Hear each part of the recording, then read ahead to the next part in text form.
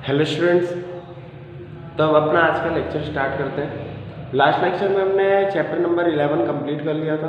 ठीक है, आज जो हम नया चैप्टर स्टार्ट करने वाले हैं वो है चैप्टर नंबर 13। ठीक है, अब हमारे बहुत कम चैप्टर बचे हुए हैं आपकी बुक में। अगर देखा जाए तो हमारा जो पार्ट कंप्लीट हो चुका है वो है स्टार्टिंग के चैप्टर हमने पहले कंप्लीट कर लिए थे, फर्स्ट सेकेंड थर्ड फोर्थ। उसके बाद fifth six and seventh chapter अभी बचा हुआ है। इसके बाद हमने 8 से कंटिन्यू किए थे, तो 8 9 10 और 11 हमारा हो गया था। 12 अभी होल्ड है, मतलब 12th अभी मैंने नहीं करवाया है। 12 चैप्टर मैंने सोचा है कि लास्ट में आपको करवाऊँगा। इसके बाद 13 चैप्टर हमने आज स्टार्ट कर दिया, तो 13 कंप्लीट हो जाएगा। अगला लेक्चर जो आने वाला है उसमें 14 एंड 15 भी एक ही लेक्चर में कंप्लीट हो जाएगा, क्योंकि 13 भी एक बहुत छोटा चैप्टर है, इतना बड़ा कोई चैप्टर है नहीं। और उसके बाद देखा जाए तो 14 और 15 भी बहुत नॉर्मल से चैप्टर्स हैं। ठीक है, तो ये चैप्टर करने के बाद फिर हम मेन बायोलॉजी पर चलेंगे, क्योंकि उनको अच्छे से आपको समझाना पड़ेगा। वो वाले चैप्टर थोड़े इंपॉर्टेंट भी हैं। तो उसके बाद फिर हम चलेंगे 5 6 और 7 की तरफ। ठीक है, तो अब हमारा कोर्स बहुत कम बचा हुआ है। 13 चैप्टर आज भी ऐसे भी हमने स्टार्ट कर दिया। 13 चैप्टर और आज कंप्लीट किया हो जाएगा इस वीडियो में। तो इस वीडियो को थोड़ा ध्यान से देखना। 13 चैप्टर का नाम है why do we fall in ill. ठीक है, या फिर हम बोल सकते हैं why do we fall ill. Hindi में इसका नाम है हम बीमार क्यों होते हैं।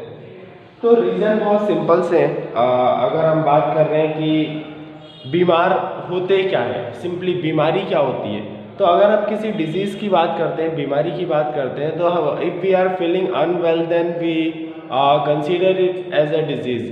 मतलब अगर हमें कभी अच्छा नहीं लगता है, मतलब हमारी बॉडी के साथ हो सकता है वो, हमारी मेंटलिटी हो सकती है, या फिर सिंपली फिजिकली हो सकता है कि हम अनफिट हो। ठीक है, अनवेल फील कर रहे हो कि देखो, अगर तबीयत हमारी सही नहीं रहती, बीमार हम रहते हैं, तो इसका मतलब क्या है कि हम या तो मेंटली उस चीज़ को बनाए हुए हैं, या तो फिजिकली हम अनफिट हैं। ठीक है, दो तरीके से हमारी बॉडी वर्क करती है, एक मेंटली और एक फिजिकली। फिजिकली मतलब हमारी बॉडी से जो हम वर्क कर रहे हैं। ठीक है, हाथ पैर में बहुत ज़्यादा दर्द हो रहा है, तो ये भी एक तरीके से बीमार होना ही है। ठीक है, हाथ पैर सिर में दर्द होना, ये सारी क्या है, बीमारी है। अंदर से अच्छा ना लगना, बेचैनी होना, घबराहट होना, तो ये भी क्या है, बीमारी ही है। मतलब ओवरऑल अगर देखा जाए तो अगर हमें किसी भी प्रकार की कोई किसी भी तरह की कोई दिक्कत हो रही है, if we are feeling unwell, हम अच्छा फील नहीं कर रहे हैं, तो वो क्या है, बीमारी है। आया समझ में। अब बीमारी की अगर हम बात करते हैं, तो यहाँ पर आपके चैप्टर में सबसे पहले तो मैं कंटेंट बता देता हूँ कि क्या क्या कंटेंट है। सबसे पहले अगर हम चैप्टर के कंटेंट की बात करते हैं, तो चैप्टर का कंटेंट कुछ इस तरीके से है कि स्वास्थ्य तथा इसका बिगड़ना। सबसे पहले हम हेल्थ के बारे में पढ़ेंगे, हेल्थ और किस तरीके से हेल्थ में कोई भी चेंजेस आते हैं, इसके बारे में पढ़ेंगे। एक आइडियल हेल्थ क्या होती है, इसके बारे में भी हम पढ़ने वाले हैं। कि अगर हम किसी पर्टिकुलर हेल्थ की बात कर रहे हैं, जैसे मेरी अगर मैं हेल्थ की बात करता हूं, तो आइडियल हेल्थ क्या होगी, मैं अपनी हेल्थ को बनाए कैसे रखूंगा। इसके बाद यहाँ पर व्यक्तिगत तथा सामुदायिक समस्याएं दोनों ही स्वास्थ्य को प्रभावित करती हैं। मतलब क्या है, यहाँ पर personal and community issues both effect the health, या फिर बोथ मैटर फॉर हेल्थ। देखो, रीज़न सिंपल सा है कि अगर मैं अपने पर्सनल इश्यूज लेता हूँ, ठीक है, मैं कहाँ पर रह रहा हूँ, ठीक है, मेरे आसपास का सराउंडिंग क्या है, ये मेरे पर्सनल इश्यूज हैं। इसके बाद कम्युनिटी इश्यूज, आसपास की क्या प्रॉब्लम्स हैं, ठीक है, आसपास के लोगों की क्या प्रॉब्लम्स है। तो इस तरीके से कम्युनिटी इश्यूज और पर्सनल इश्यूज जो होते हैं, तो इन दोनों से भी हेल्थ पर बहुत ज़्यादा इफेक्ट पड़ता है। इसके बाद एक यहाँ पर चार्ट डायग्राम दिया हुआ है, 5 X what is to be done. मतलब अगर हमें अपनी हेल्थ को बनाए रखना है, हमारे स्वास्थ्य जो है हमारा, उसको अच्छा बनाए रखना है, तो हमें क्या 5 चीज़ें करनी पड़ेंगी, जो कि एफ से स्टार्ट होती है। Distinction between healthy and disease free, किस तरीके से आप डिफरेंस निकालोगे स्वस्थ रहने या रोग मुक्त में। ठीक है, स्वस्थ रहना और रोग मुक्त रहना, ये किस तरीके से आप डिफ्रेंशिएट करोगे। क्योंकि अगर हमें कोई बीमारी नहीं है तो ही हम क्या बोलते हैं, अपने आप को स्वस्थ बोलते हैं। तो इस तरीके से स्वस्थ में और रोग मुक्त में अंतर क्या है, इसको पढ़ेंगे। रोग तथा इसके कारण, डिजीज होती क्या है, ठीक है, बीमारी क्या होती है और उसके क्या क्या कारण होते हैं, ये भी हम इस चैप्टर में पढ़ने वाले हैं। What does disease look like, कैसी दिखती है। कैसी दिखती है तो नहीं बोल सकते, लेकिन हम ऐसा बोल सकते हैं कि कैसी होती है। तीव्र तथा दीर्घकालिक रोग, ऐसे रोग जो बहुत जल्दी आते हैं और बहुत लंबे समय तक रहते हैं, ऐसे रोगों के बारे में हम पढ़ने वाले हैं। रोगों के कारण क्या है कि क्यों रोग होते हैं, किसी भी स्वस्थ इंसान को रोग किस तरीके से घेरते हैं और क्यों घेरते हैं। संक्रामक तथा अनसंक्रामक कारक, मतलब इन्फेक्टियस कॉज हो सकता है वो, और नॉन इन्फेक्टियस कॉज हो सकता है। इन्फेक्टियस संक्रामण, आपको पता ही होगा आजकल जो वायरस चल रहा है वो क्या है, संक्रमित वायरस है, मतलब संक्रमण से वो क्या होता है, फैलता है। तो इसी तरीके से इन्फेक्टियस डिजीजेस क्या होती हैं, नॉन इन्फेक्टियस डिजीजेस क्या होती हैं, और इनके कौन से ऐसे एजेंट्स होते हैं जिनके थ्रू इन्फेक्टियस डिजीजेस फैलती हैं। ठीक है, आगे बढ़ते हैं। इनके बारे में डिटेल दी हुई है संक्रामक और असंक्रामक बीमारियों के बारे में। किसी अंग विशिष्ट तथा ऊतक विशिष्ट अभिव्यक्ति, मतलब कोई ऐसी बीमारी या फिर कोई ऐसी परेशानी जो कि किसी पर्टिकुलर ऑर्गन से क्या है, रिलेटेड है।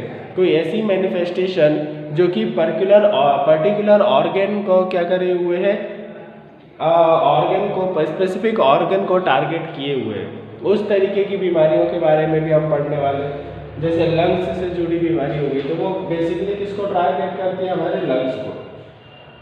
किस तरीके से हम ट्रीटमेंट कर सकते हैं इनके बारे में भी हम पढ़ेंगे, और किस तरीके से हम प्रिवेंट कर सकते हैं, बच कैसे सकते हैं बीमारियों से, इनके बारे में पढ़ेंगे। यहाँ पर ये चैप्टर एंड होता है। ठीक है, तो स्टार्ट करते हैं। सबसे पहले तो बीमारी क्या होती है, और इसके बाद में एक के बाद एक आपके सारे टॉपिक्स यहाँ पर लेते जाऊंगा।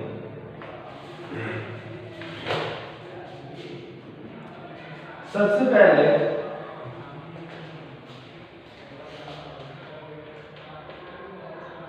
डिजीज की अगर हम बात करेंगे,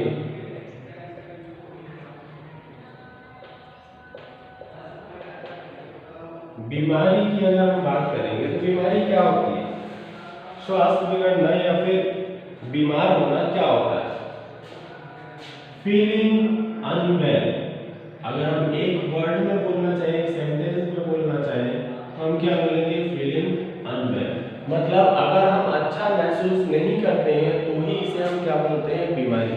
ठीक है, आप किसी भी तरीके से, आप अगर फिजिकली अच्छा फील नहीं कर रहे हैं, ठीक है, अगर आपकी बॉडी में कहीं दर्द है, कहीं कुछ हो रहा है, मतलब पेन हो रहा है, हेडेक हो रहा है, इस तरीके की कोई भी चीजें हैं जहां पर आप अच्छा फील नहीं करते तो भी वो क्या है, डिजीज है। ठीक है, आप मेंटली, आपको अंदर से थोड़ा ऐसा लग रहा है कि नहीं, मैं एनर्जी नहीं है, ठीक है, आप एनर्जेटिक महसूस नहीं कर रहे, कमजोर महसूस कर रहे हैं, तो इस तरीके से अगर हम ओवरऑल देखें तो अगर आप फीलिंग अनवेल, मतलब अच्छा फील नहीं कर रहे हैं, अच्छा महसूस नहीं कर रहे हैं, तो उसे हम क्या बोलेंगे, बीमारी बोलेंगे। अब बीमारी की अगर हम बात करते हैं तो हम सभी ने स्वास्थ्य शब्द को सुना है तथा इस शब्द का प्रयोग भी हम प्रायः करते हैं। हमने स्वास्थ्य शब्द को सुना है, हेल्थ के वर्ड की अगर हम बात करते हैं तो सभी ने ये सुना है। अब हेल्थ वर्ड का आपने मीनिंग कहाँ सुना है, हमने ये सुना है कि किसी पर्टिकुलर इंसान की अगर हम बात करते हैं, लाइक वहां पर एक एग्जांपल दिया हुआ है कि दादी का स्वास्थ्य अच्छा नहीं है, ठीक है, या फिर grandmother does not have well health. तो इसका मतलब क्या है कि स्वास्थ्य बेसिकली किस पर डिपेंड करता है, उनके बॉडी पर। ठीक है, कि अगर उनके स्वास्थ्य की हम बात कर रहे हैं, उनकी हेल्थ की हम बात कर रहे हैं, तो ये रिलेटेड है उनकी बॉडी से। अब हेल्थ की अगर हम बात करते हैं, अगर कोई भी बीमारी होती है, आपकी अभिव्यक्ति स्वस्थ नहीं है, मतलब नहीं कि आपका जो स्वास्थ्य का अर्थ हो गया वो क्या हो गया, वहां पर आपकी बॉडी से रिलेटेड हो गया। यदि हम इस विषय पर विचार करें तो हमें बोध होगा इसका अर्थ अच्छा रहने से है। यही मैं आपको बता चुका हूं, जैसा कि हमेशा स्वास्थ्य वर्ड जो हम यूज करते हैं या फिर बीमारियों का जब हम यूज करते हैं तो बीमारी क्या है, अगर हम अच्छा महसूस कर रहे हैं तो हम क्या है, स्वस्थ है, अगर हम अच्छा महसूस नहीं कर रहे हैं तो हम क्या है, अनवेल, मतलब स्वस्थ नहीं है। ठीक है, व्यक्तिगत तथा सामुदायिक समस्याएं दोनों ही स्वास्थ्य को प्रभावित करती हैं। देखो एक बार मैं इसका पैराग्राफ पढ़ देता हूँ। स्वास्थ्य किसी व्यक्ति की शारीरिक, मानसिक तथा सामाजिक जीवन क्षमता की पूर्ण रूपेण समन्वयित स्थिति है जो कि व्यक्ति से स्वयं ही पूर्ण रूपेण प्राप्त नहीं कर सकता। इंग्लिश में मैं पढ़ लेता हूँ, इसको ज़्यादा सही रहेगा। हाँ, if health means a state of physical, mental and social well-being, it cannot be something that each one of us can achieve entirely on our own। मतलब क्या है इसका कि अगर कोई हेल्थ की अगर हम बात करते हैं तो हेल्थ अगर कोई फिजिकल, मेंटल या फिर सोशल वेलबींग है, मतलब फिजिकल का मतलब क्या है कि भौतिक रूप से आप ठीक होने चाहिए, फिजिकली आप क्या होने चाहिए, फिट होने चाहिए। मेंटल मतलब मेंटली आप क्या होने चाहिए, फिट होने चाहिए, आपके दिमाग में या फिर आप थिंकिंग में कोई भी प्रॉब्लम नहीं होनी चाहिए। तीसरा क्या है, सोशल वेलबींग, मतलब आपके आसपास का समाज जो है वो भी क्या होना चाहिए, अच्छा होना चाहिए। अगर ये तीनों चीज़ें हैं जो कि आपको स्वस्थ बनाती हैं तो आप हमेशा स्वस्थ नहीं रह सकते, क्योंकि यहाँ पर बैलेंस होना इन तीनों चीज़ों के बीच में बहुत ज़्यादा ज़रूरी होता है, जो कि हर बार अचीव नहीं हो पाता। The health of all organism will depend on their surrounding और their environment। मतलब जितने भी ऑर्गेनिजम्स होते हैं सबका जो हेल्थ होती है वो किस पर डिपेंड होती है, एनवायरनमेंट पर डिपेंडेंट होती है। The environment includes the physical environment, so for example health at a risk in a cyclone is many well. मतलब यहाँ पर क्या बोला है कि environment include the physical environment, मतलब आसपास आपका जो भी एनवायरनमेंट है ये आपका फिजिकल एनवायरनमेंट, यही मेन रोल प्ले करता है आपके हेल्दी होने में। So for example health is at risk in a cyclone in many wealth. और इसी वजह से सराउंडिंग अगर आपका ठीक नहीं होगा तो आप कई सारी बीमारियों के चंगुल में फंस सकते हो। Human beings live in society. Our social environment therefore is an important factor to our individual health। जैसा कि मैं बता ही चुका हूँ कि हम एक सोसाइटी में रहते हैं तो सोसाइटी का एनवायरनमेंट हमारी हेल्थ के लिए बहुत ज़्यादा इंपॉर्टेंट है। We live in villages, towns or cities, in such places even our physical environment is decided by our social environment। मतलब क्या है कि हम अगर विलेज में रहते हैं, हम सिटी में रहते हैं तो वहाँ के लोगों पर, ठीक है, वहाँ की सोसाइटी पर डिपेंड करता है कि वो अपने आसपास का वातावरण कैसा रखते हैं, ठीक है, और यही पर इसी पर क्या डिपेंड करेगी, आपकी हेल्थ डिपेंड करेगी। Consider what would if no agency is insuring that garbage is collected. देखो यहाँ पर सिंपल सी कुछ बातें बोली गई है जो मैं आपको ओरली ऐसे बता देता हूँ। इन्होंने ऐसा बोला है कि अगर मान लो कि आप अपनी तरफ से पूरी अपनी सुरक्षा रखते हो, आप अच्छा खाना खा रहे हो, टाइम पर सो रहे हो, सारी चीज़ें जो है आपकी प्रॉपर है, आप अपने आप को स्वच्छ रख रहे हो, क्लीन रख रहे हो, लेकिन आप जिस सोसाइटी में रह रहे हो वहाँ पर गार्बेज कलेक्ट करने वाला कोई भी नहीं है। किसी कंपनी ने ये जिम्मेदारी नहीं ली है कि आपके घरों से वो कचरा लेकर जाए, तो आप कचरा कहाँ फेंकोगे? आप या तो अपने घरों के आसपास फेंकोगे जो कि इनडायरेक्टली आपको ही बीमार करने वाला है, ठीक है, वो एटमॉस्फेयर में मिलेगा, एटमॉस्फेयर में ही आप वहाँ पर सांस लोगे और इस तरीके से कई सारे वहाँ पर कारण हो सकते हैं जिससे आप बीमार पड़ सकते हो।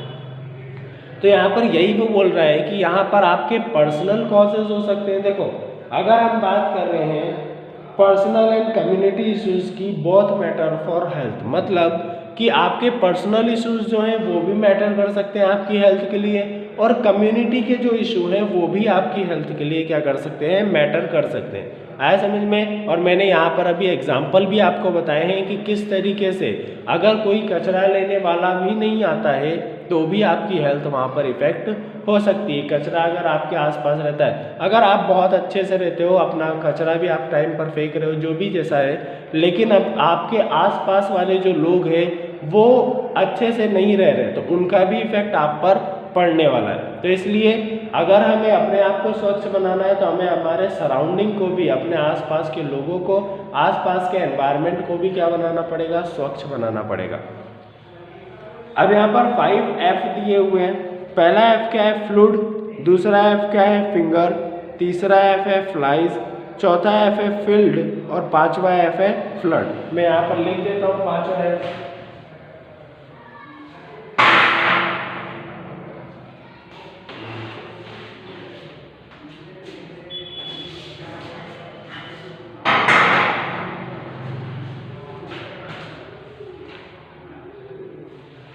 हाँ,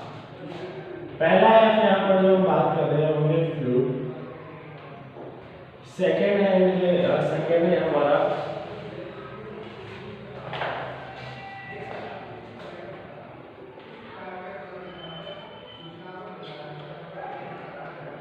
थर्ड है फ्लाइज, फोर्थ है फिल्ड्स और फिफ्थ है फ्लड्स। ठीक है, अगर आप फ्लूइड की बात करोगे तो इसे हम बोलते हैं तरल पदार्थ। फिंगर्स की बात करोगे तो इसे हम बोलते हैं उंगलियां।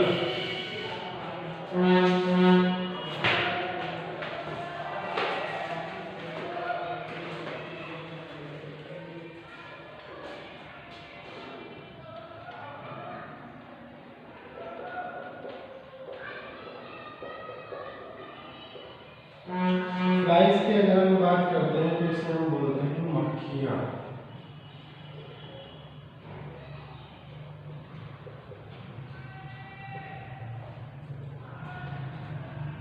खेत, मैदान। लास्ट फ्लड की बात करते हैं तो ये क्या है, बाढ़। ठीक है, ये पांचों क्या है हमारे एफ से, पांचों किससे स्टार्ट हो रहे हैं, एफ से स्टार्ट हो रहे हैं, इसलिए हम इसे क्या बोल रहे हैं,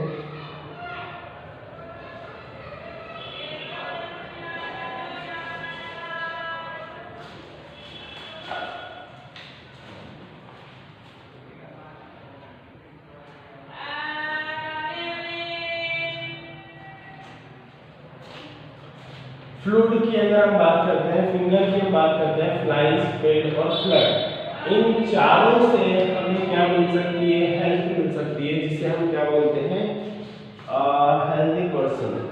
डायरेक्टली यहाँ पर लिखा हुआ है हेल्दी पर्सन, स्वस्थ।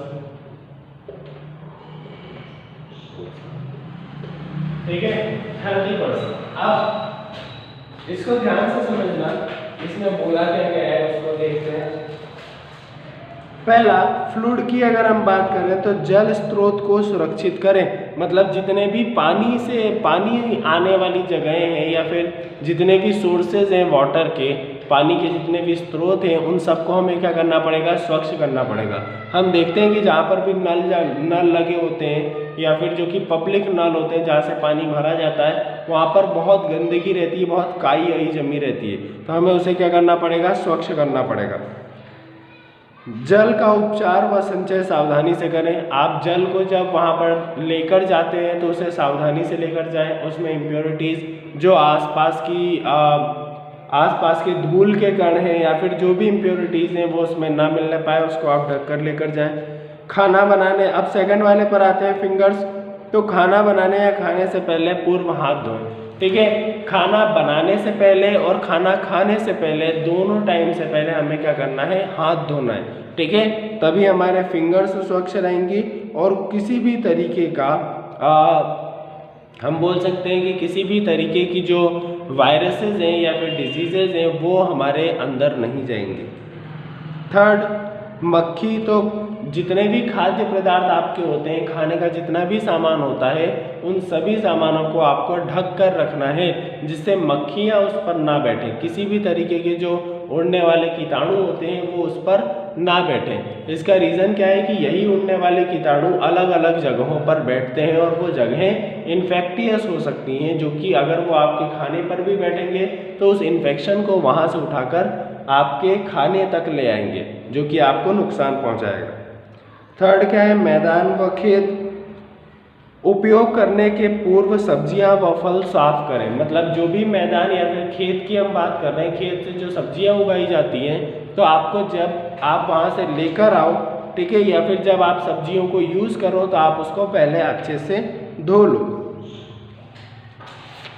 उचित जल निकासी व्यवस्था, मतलब फ्लड की जो कंडीशन है, बाढ़ की जो कंडीशन है, उससे बचने के लिए यहाँ पर बताया है कि जो पानी है उसको एक प्रॉपर आपको वे देना पड़ेगा, प्रॉपर रास्ता देना पड़ेगा, जिससे कि वो कहीं पर एक जगह इकट्ठा ना हो। ठीक है, आपने देखा ही होगा कि पानी जहाँ पर इकट्ठा होता है वहीं पर मच्छर पनपने लगते हैं और फिर उसके बाद उसी से क्या बनते हैं, बहुत सारे कीटाणु बनते हैं जो कि आसपास के लोगों में डेंगू मलेरिया जैसी बीमारियां भी फैला सकते हैं। तो इस तरीके से हमें क्या करना पड़ेगा, पानी को एक रास्ता देना पड़ेगा जिससे कि वो आसानी से वहाँ से निकल जाए, कहीं एक जगह पर इकट्ठा ना हो। अब ये तो हो गया हमारे कुछ ऐसे वे जिनसे हम क्या कर सकते हैं, बीमारियों से लड़ सकते हैं, मतलब अपने आप को सुरक्षित रख सकते हैं। अब हम आते हैं कि इन बीमारियों के कारण क्या होते हैं, ये रोग किस तरीके से दिखाई देते हैं। तो देखो सिंपली इसमें थ्योरी लिखी हुई है, आप एक बार पढ़ोगे तो आपको बहुत अच्छे से समझ में आ जाएगी। कुछ रोग होते हैं, मैं यहाँ पर दो टाइप के रोगों की बात करता हूँ, दो तरीके की बीमारियों की बात करता हूँ, इन्फेक्टियस और नॉन इन्फेक्टियस डिजीजेस। ठीक है, संक्रमित और असंक्रमित बीमारियां। संक्रमित बीमारियों की अगर हम बात करेंगे तो वो बीमारियां क्या होती हैं, संक्रमित बीमारियां वो बीमारियां होती हैं जो कि संक्रमण से फैलती हैं। मतलब संक्रमण जैसे कि अगर हम अभी की बात करते हैं, अभी कंडीशन में कोरोना वायरस चल रहा है, ये वायरस किसकी वजह से फैला है, संक्रमण की वजह से फैलता है। मतलब अगर मैं छींकता हूँ, ठीक है, स्नीज करता हूँ, तो मेरे हाथ में मेरे मुंह से कुछ ड्रॉपलेट्स गिर जाएंगे, ठीक है, सलाइवा और ये इस तरीके के कुछ ड्रॉपलेट्स मेरे हाथ में गिर जाएंगे। अब अगर मैं किसी पर्टिकुलर ऑब्जेक्ट को टच करता हूँ, किसी भी वस्तु को अगर मैं छूता हूँ, तो वो ड्रॉपलेट्स, वो वायरसेस कहाँ चले जाएंगे, उस सरफेस पर चले जाएंगे। और अगर उस सरफेस को कोई और छूता है तो वो वायरस उस सरफेस से कहाँ चले जाएंगे, उस इंसान तक पहुँच जाएंगे। अगर मैं कवर नहीं करता हूँ अपने मुंह को, तो मैं अगर एटमॉस्फेयर में इस तरीके से छींकता हूँ तो वहाँ पर वो जो ड्रॉपलेट्स थे, वो वायरसेस थे, वो कहाँ मिल जाएंगे, एटमॉस्फेयर में, और आसपास के जो लोग हैं उनमें वो वायरस क्या हो जाएंगे, फैल जाएंगे और उनको संक्रमित करेंगे। ठीक है, तो इस तरीके से यहाँ पर कई सारे वे होते हैं, कई सारे तरीके होते हैं जिनसे इन्फेक्शन एक इंसान से दूसरे इंसान में फैल सकता है। अगर हम इन्हीं इन्फेक्शन की बात करते हैं, देखो कई सारी बीमारियां हैं जो कि इन्फेक्शन से फैलती हैं। अभी कोरोना वायरस की अगर हम बात कर रहे हैं तो ये भी एक बीमारी है जो कि इन्फेक्शन से फैलती है। आप कफ एंड कोल्ड की बात करोगे, आपको पता होगा कि अगर घर में किसी एक को सर्दी या खांसी होती है तो उसके बाद वो घर में बाकी लोगों को भी होने लगती है। तो ये क्या है, एक संक्रमित बीमारी है कि एक के संक्रमण से दूसरे को वहाँ पर फैलती है। अगर बड़ी बीमारियों की बात करें तो HIV और एड्स के बारे में आपने सुना होगा, ये भी क्या है, संक्रमण वाली बीमारियां हैं। लेकिन कुछ संक्रमण क्या होते हैं कि नॉर्मली अगर हम बात कर रहे हैं किसी पर्टिकुलर ऑब्जेक्ट से, तो छूने से कुछ संक्रमण फैलते हैं, लेकिन कुछ संक्रमण छूने से नहीं फैलते हैं। ठीक है, कुछ संक्रमण छूने से नहीं फैलते। अब यहाँ पर समझना पड़ेगा, सॉरी मैंने बोला एड्स और HIV संक्रमण की बीमारियां हैं, लेकिन ऐसा नहीं है। ठीक है, संक्रमण की वो बीमारियां नहीं है। यहाँ पर संक्रमण के भी अलग अलग तरीके होते हैं कि अगर हम माध्यम की बात करते हैं संक्रमण के, तो संक्रमण का माध्यम क्या है, संक्रमण का माध्यम हो सकता है एयर, कि अगर मैं छींकता हूँ तो एयर से वो वायरस एक जगह से दूसरी जगह पहुँच जाएंगे। हो सकता है वो फिजिकल टच, मतलब मैं अगर किसी चीज़ को टच करता हूँ तो वो वायरस वहाँ से भी किसी और जगह पर पहुँच सकते हैं या फिर उस वस्तु से भी मुझ तक पहुँच सकते हैं। तो ये क्या है, संक्रमण बीमारियाँ। अब देखो कफ और कोल्ड की अगर हम बात करते हैं, ठीक है, सर्दी खांसी की अगर हम बात करते हैं, तो ये क्या है, ये कुछ ऐसी बीमारियां हैं जो कि क्या करती हैं यहाँ पर अगर ये कुछ ऐसी बीमारियां हैं जो कि संक्रमण से फैलती हैं। अब इसी में दो टाइप्स हैं, दो प्रकार हैं, जैसे कि कुछ बीमारियां जो होती हैं वो वायरस वगैरह से फैलती हैं, कुछ अलग अलग माध्यमों से फैलती हैं। अगर हम कुछ बीमारियों की बात करें, जैसे कि सर्दी हो गई, ठीक है, खांसी हो गई, एड्स हो गया, ठीक है, HIV जिसे हम बोलते हैं नॉर्मल, ठीक है, बुखार हो गया, इन्फ्लुएंजा हो गया, टाइफाइड हो गया, तो ये क्या है, ये कुछ ऐसी बीमारियां हैं जो कि वायरसेस से फैलती हैं। ठीक है, इनका जो मूल रूप है अगर मैं बात करता हूँ ये किस वजह से होती है, तो ये हमारी बॉडी में अगर वो वायरस प्रेजेंट होता है, वायरस वो आ जाता है, तो उसी के कारण हमें वो पर्टिकुलर बीमारी होती है। ठीक है, तो अगर हम बात कर रहे हैं कुछ ऐसी बीमारियों की जो कि वायरस से फैल रही है, तो वायरस जो होते हैं वो किसी भी माध्यम से फैल सकते हैं। ठीक है, अब देखो अगर सर्दी खांसी की अगर हम बात करते हैं, तो ये वायरस जो होते हैं, इनके जो वायरस होते हैं, ये हमें डायरेक्टली भी इफेक्ट कर सकते हैं। मतलब वही जो मैंने बताया कि अगर कोई कोई भी इंसान अगर उसके हाथों पर उसने स्नीज किया है, उसके बाद किसी ऑब्जेक्ट को वो टच करता है, हम भी उस ऑब्जेक्ट को टच करते हैं, तो उससे क्या होगा, वो बीमारी हम तक आ जाएगी, वो वायरस हम तक आ जाएगा। लेकिन कुछ बीमारियां ऐसी होती हैं जो कि हाथ मिलाने, साथ में रहने, इनसे संक्रमण नहीं फैलता, ठीक है। लेकिन अगर आप किसी को ब्लड दे रहे हो, देखो अगर मैं एड्स की बात करता हूँ, एड्स का एक डिस्क्रिप्शन भी आपकी बुक में दिया हुआ है, इसलिए मैं इसका बहुत बार आपको बता रहा हूँ।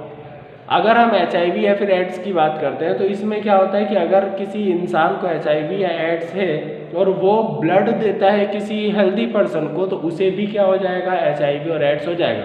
मतलब यहाँ पर टच करने से, स्नीज करने से, इन सब कारणों से नहीं हो रहा। किससे हो रहा है कि अगर मैं ब्लड में वो इसके वायरसेस होते हैं और किसी और को वो ब्लड क्या कर देता है, डोनेट कर देता है या फिर दे देता है, तो उससे भी क्या होगा, वहाँ पर वो वायरस उसकी बॉडी में फैल जाएगा। रिप्रोडक्शन से भी ये हो सकता है। HIV एड्स की अगर हम बात करते हैं तो रिप्रोडक्शन, अगर दो पेरेंट्स रिप्रोडक्शन करते हैं तो उनसे भी ये क्या हो सकती है, बीमारी रिप्रोडक्शन से भी एक इंसान से दूसरे इंसान में फैल सकती है। अब इसी तरीके से अगर हम बीमारियों की बात करते हैं तो बीमारियां कई सारी होती हैं। हम बात कर सकते हैं इन्फ्लुएंजा की, टाइफाइड की, मलेरिया की।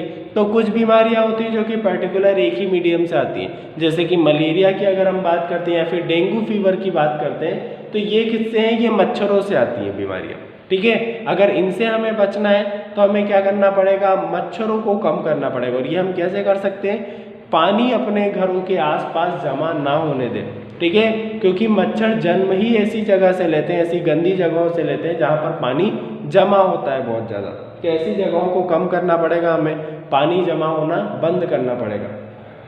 इसके बाद अगर हम बात करते हैं कुछ ऐसी बीमारियाँ जैसे कि हो गया हमें टाइफाइड की अगर हम बात करें तो टाइफाइड किससे होता है, टाइफाइड मेनली बाहर की चीज़ें बहुत ज़्यादा खाने से होता है, ठीक है, पानी चेंज करने से होता है। हो सकता है कि आपने कुछ ऐसा खाया हो जो कि आपकी बॉडी को सूट ना किया हो, उससे भी हमें क्या हो सकता है, टाइफाइड हो सकता है।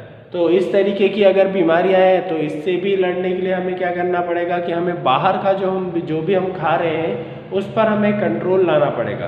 हम रोज़ रोज़ बाहर की चीज़ें नहीं खाना चाहिए। जंक फूड, तला हुआ सामान, इतना ज़्यादा तला हुआ खाद्य पदार्थ आपको नहीं खाना चाहिए। जितना कम से कम हो सके उतना कम खाना चाहिए।